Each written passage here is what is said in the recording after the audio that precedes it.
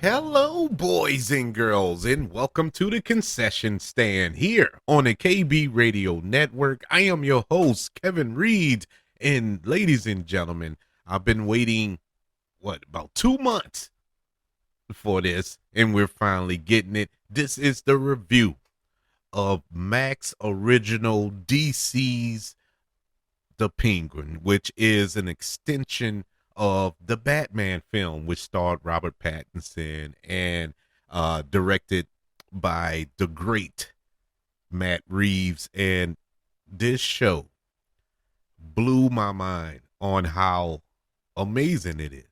This is an amazing show. Um, there's no point there's no point cutting corners and leading you on or trying to tiptoe around it. This show was phenomenal. HBO Max, whatever they're called today, they they continued their excellence in television. This goes back to Sopranos and The Wire and Game of Thrones, House of the Dragon. The list goes on and on and on when it comes to television series that come on HBO and Max.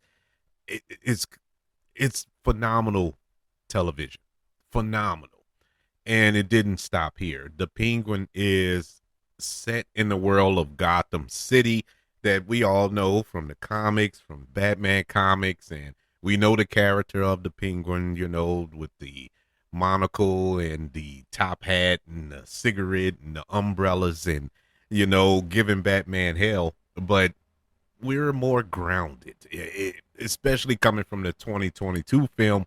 The Batman is very grounded in reality. It's about close to reality you can get when a man dressing around dressing up as a bat, hopping around a city fighting crime. But this is such an interesting approach to that property. Batman being my favorite comic book character from a kid and onward. I was a big fan of the movie.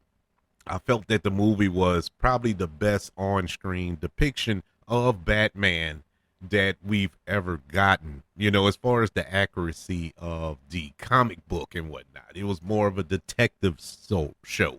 It wasn't just punchy, punchy, smashy, smashy. It was more cerebral than that, and I loved it for that. It reminded me of the animated series from the '90s. That's basically what that was. It wasn't just a Saturday morning cartoon or whatever that was just there to please children. Actually, that show was more adult than 99% of the other programming that was on around that time. But yes, the movie was great. So when they made the announcement that they're going to do kind of a spin-off or a continuation of the movie and be centered around the Penguin, I was like, okay, because I love the character in the movie played by Colin Farrell, who returns to reprise the role in this show. I was all in on that because Colin Farrell is one of the best actors working today.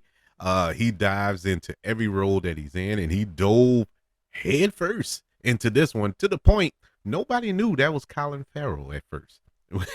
Nobody knew. I was shocked to learn that my wife didn't know it, even when we started watching the show, the first episode, and she was like, "Oh, that's Colin Farrell." So yeah, it was Colin Farrell in the movie, and I didn't know that. Yeah, that's Colin Farrell under all that prosthetic. But the show is is basically the rise of Oswald Cobb, not Cobblepot in the comic books, but Cobb, and his rise to become the king of the criminal underworld of Gotham. And this is what these 8 episodes were based on.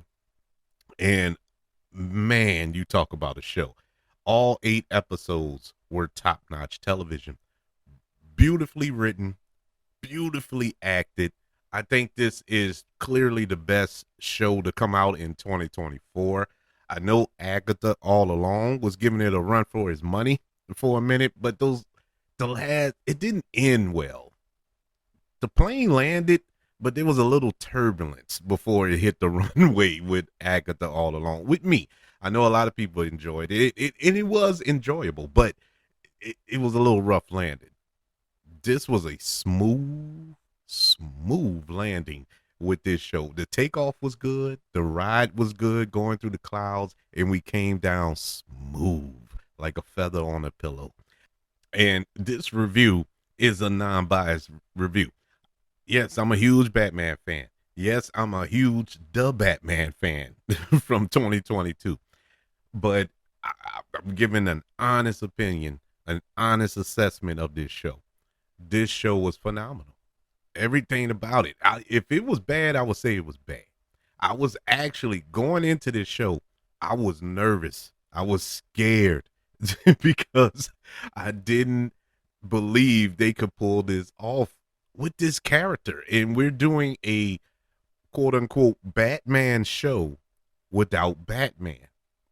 And how are we going to tell this story? How are they going to run around Gotham City organizing this crime syndicate and not have Batman incorporated in it?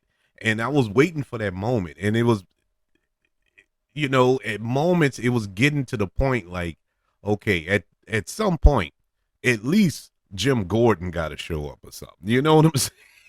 It's stuff like that. But once the show goes on and it starts telling the story and you understand where they at and what they're doing and how Gotham City is set up, infrastructure wise, you get why. You get why Batman wouldn't be there or making his presence felt around this time, because we know that from the 2022 film, that this Batman is more cerebral. He's more of a detective. He gets his ducks in a row before he acts. So in that regard, yeah, he wouldn't just pop up. So it makes sense. Colin Farrell is great, but he wasn't the only one in this show. Starring alongside Colin Farrell, you had Kristen Miliani, Rahenzi Felix, got it right, Deandra O'Connell, Clancy Brown, Carmen Ejago, Michael Kelly, and Mark Strong, just to name a few. Mark Strong was taking over for John Turturro in the role of Carmine Falcone, and he did a great job, replacing John Turturro. I think it was only for one episode, maybe two, but he filled the shoes fairly well. But starting off with the acting before we go through the episodes, Colin Farrell, as good as he was in the film, even better in this show. In the show, Oswald has the filter off. With the film is PG-13, really can't get loose. Really can't show how evil of a character he is, how vulgar of a character he is, or everybody in that regard. But in the TV show, you can let loose, and he let loose. Boy, it was a beautiful thing to watch. Colin Farrell's depiction of this character is so despicable. At moments, it's only moments throughout the show, all episodes total, maybe 3 moments where you found yourself kind of feeling sorry for Oz, that you was kind of cheering for Oz, hoping that he gets through this, that he gets himself out of these situations, that he comes out on top at the end. But just when you start feeling that way, he shows you how much of a monster he is, how much of an evil individual he can be. And I love the show for that, because at the end of the day, this is a villain. This is a villain. To be technical, everybody in this show was a villain. There was not one hero in this show. Not one. Everybody's a villain. Everybody. There is nobody to cheer for. Normally, that is the kiss of death when it comes to film and television. You need to have somebody to cheer for in order to connect to these characters. But this show found a way that you can connect to all of these characters, even though they are vile, despicable beings. And it's crazy. And when we get to the last episode, I guess the crescendo of everything that has taken place, it's earned. Everybody gets their comeuppance to a degree, and it's heartbreaking to a degree, very heartbreaking. I mean, very. I'm let me tell you, I'm shooken up by that last episode. It's so soul crushing what happened. But we'll get to that in a minute. Colin Farrell, give him his Emmy now. Is no point holding the ceremony. Give him his Emmy now. And when you pass his to him, pass Christian Miliani's hers. Actually give it to her first, because she stole this show as Sophia Falcone, or Giuliani, who she later names herself. Didn't know she had it in her. I've seen her in a few things and enjoyed her in everything she's been in. Palm Springs was incredible. Loved her in that movie. I loved her in Made for Love, the little short-lived TV show that was on Max. She was great in that. There's another show on Peacock that she was on that I enjoyed her on. Oh Lord, the name's escaping me, but I think it came out last year, maybe. But she was great in that. She's great. She is a great actress, but I didn't know she was this great. I didn't know it was levels to greatness, but she is top tier. Her performance in this show was so good. It was, I mean, it's everything you can. This is the type of performance that you would normally see Meryl Streep perform. I mean, I'm not speaking in hyperbole here. I mean, serious. I've never seen a performance like this. Honestly, she went from this innocent human being. Well, when we first introduced to her, she's already this menacing figure.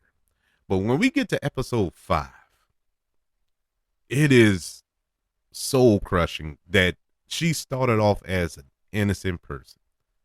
Innocent person, not like everybody else on the show. This is the one character you can cheer for, because she was literally made to be the way she is. She was turned into what she became. And it's heartbreaking what she went through. And that episode showed it from beginning to end, how she broke every stage that she broke in. It was, oh my God, her performance, people. Throughout the show, every episode, those eyes, her ability, and she's a small woman. And if you know Sophia Falcone in the comics, this is a big hulking woman. This is a big woman in the comics, very menacing, the Hangman. Well, she wasn't the Hangman in the comics. Actually, it was Alberto Falcone that was the Hangman in the comics. But whatever, we did a little switcheroos and all this here, but that's fine. I didn't care, because I like the story they were telling here. But technically, she wasn't the Hangman. Actually, it was Calmon, the other Falcone, the dad. Can't get his name out. Anyway, yeah, he was the Hangman, but they pinned it all on her. She had to go to Arkham. She was in Arkham for years and went through all this torture, and oh my God. She was having this psychotic break, and she eventually broke. And man, the transition for this character, when she went full Pharaoh and just wiped out the entire Falcon family in that house. It was so cold. It was cold blooded. It was cold blooded. But she did that, man. Um, Rahenzi Felix as Victor. I was a little hesitant with this addition to the show, cause I'm like, why we got to give everybody a sidekick? You know, I just didn't like the sidekick element. Going into the show. I mean, the Penguin's the Penguin. He doesn't need a sidekick, and that's virtually what Victor is. He was the Robin to his Batman, and I wasn't with it until I pressed play on the show, and I love this guy's performance. I seen him before in the Runaways, that Marvel show. Wasn't the biggest fan of that show, but I liked him in it. I liked virtually all the kids that was in that show, but he was pretty good. But I hadn't seen him in nothing else. Pops up in this, and once again, great performance. Great performance. Also had a story. Uh, Pausing for a minute, just to sum it up, everybody here has an excellent story, excellent origin story, and it's told so well, and it's not told in a way that it deviates from the main storyline that's going on. Everything connects in its weird, strange way. Everything connects. You're deeply invested in the story being told, these backstories, these flashbacks and stuff like that. It still connects to the main storyline. You get those storylines in film or in television when they tell a backstory that has absolutely nothing to do with what you're watching, and it takes you out of the movie a little bit, or it takes you out of the show. But not here. Not here. It is done so well. It didn't eat up time. It wasn't like filler episodes that they did it with. Everything fit perfectly. And Victor's was great. He also a heartbreaking story, how he lost his whole family, and how he latched on to the Penguin. He latched on to Oz and looked at Oz as family. And man, crushing at the end. At the final episode. Look, this is spoilers, so it's no shock. When Oz killed him, I kind of seen it coming, but I was holding on to hope that Oz wouldn't kill him, that Oz would keep him alive. But then I thought about it. This character does not exist in any Batman comic book. And so then when that realization came to my head, I said, he's going to kill him. There's no way he's going to survive. Everybody else in this show exists in the comics except him. I say, well, he's going to die. But the way it went down was, oh man, and it was soul crushing. I really, when you about to cry and you kind of like moving in your chair to kind of reposition yourself, maybe that'll stop the tears from coming. That's what I was doing during that scene. I was like, oh no. And at this point, Oz is completely evil. He doesn't care.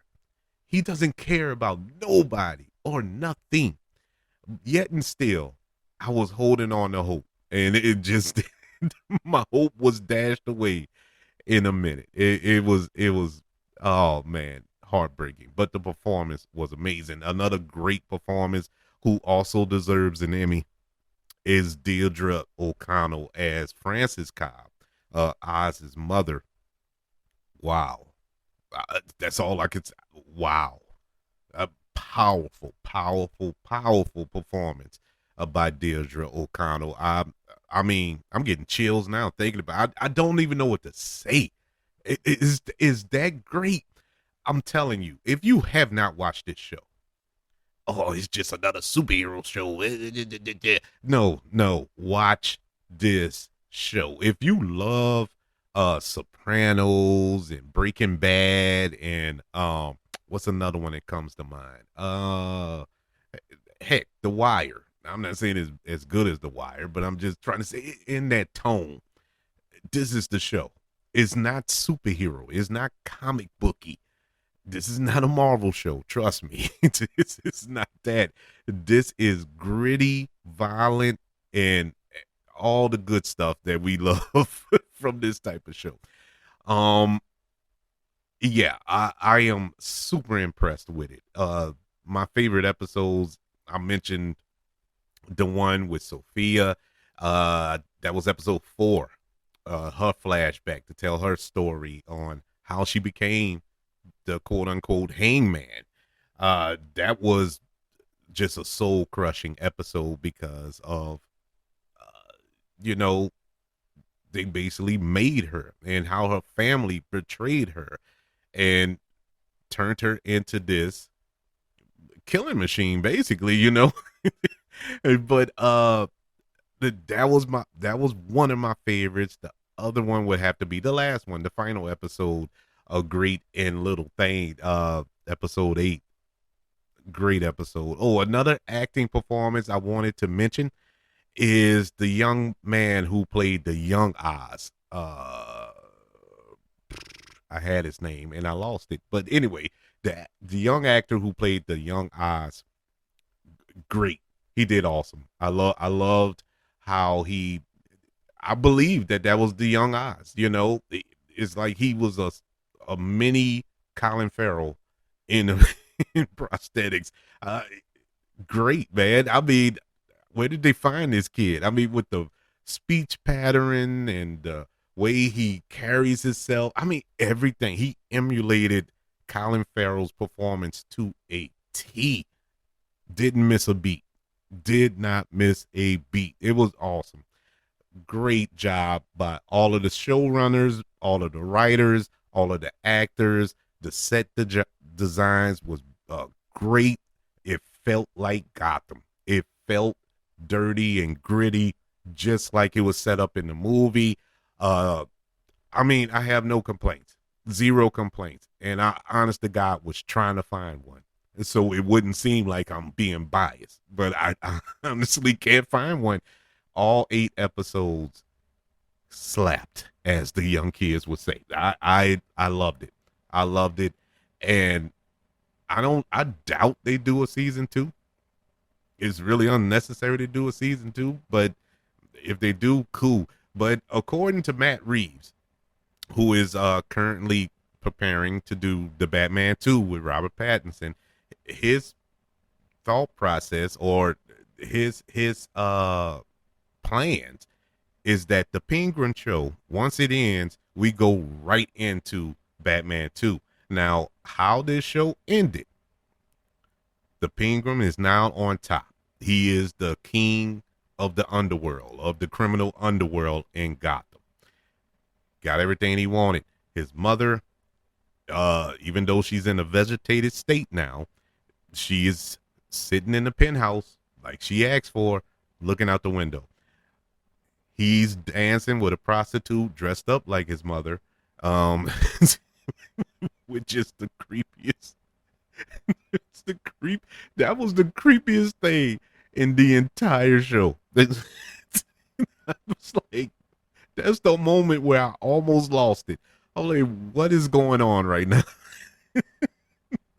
But in any event, you had that, and then as they're dancing, the camera pans out of the window. We get a sweeping shot of the Gotham skyline at night, and the bat signal comes on, and it fades to black. And so that's how the show ended. What does that mean? Does that mean that the Penguin will be the main villain in the Batman 2? Or are we setting up for something else? I don't know. I don't know. I thought for a moment there they were setting up the Court of Owls. I thought that's what they were doing when they had got that little coalition together of all the mob bosses and all this here.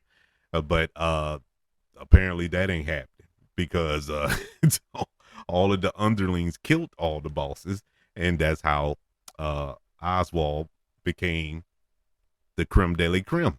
And so, yeah, I guess he's going to be the main baddie in the Batman 2. And I'm not mad.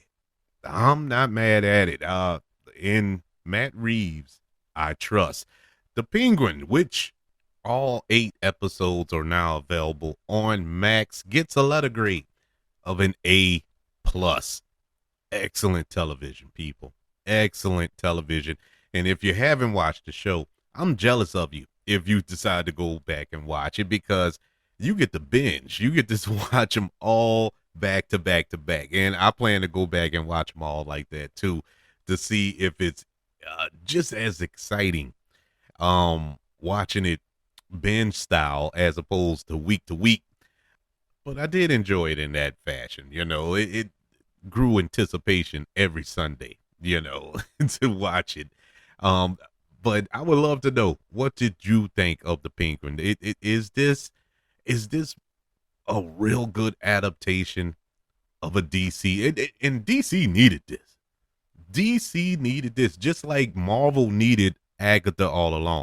DC needed this, and this is a huge win for that company. I think I wouldn't go crazy, because I read reports where they're discussing more spin-off shows from Batman villains in the future. Ah, set in this world, I mean, where else? What else would you do? The Riddler, his exploits in Arkham or something like that. The Joker, I I would like to see a Joker show, but it'll have to be some time. I'll say 4 or 5 years from now. We got to get the Joaquin Phoenix Joker out of our head. And not to say this back, because I'm one of the 5 people that actually enjoyed Joker too, but I know a vast majority didn't, and they want to get that taste out of their mouth. And so it'll be years before that. I don't know if they should run and jump and do another one, but of course, that being said, I questioned it when they announced they were doing this show, and look how it turned out. So I'm just gonna sit back and enjoy the show, whatever they decide to do. But I am super looking forward to the Batman too. But I would love to know your thoughts moving forward. And what did you think of the show? Email the show, kbradiopodcast@gmail.com. You can also search on all social media platforms, the KB Radio Network. You can leave comments there as well. Don't forget about YouTube. Subscribe to the KB Radio Network channel and like this video. Don't forget about the 5 stars, the reviews, and sharing this show if you're listening on Apple Podcasts, Spotify, iHeartRadio, wherever you are currently listening to the Concession Stand here on the KB Radio Network. Everybody, thank you for joining me for this review of the first season, the only season, the limited season review of The Penguin. Now I got to figure out what to do on my Sunday evening. But I want you all to know that I love you. Continue to love everyone. And until we speak again, you all be blessed.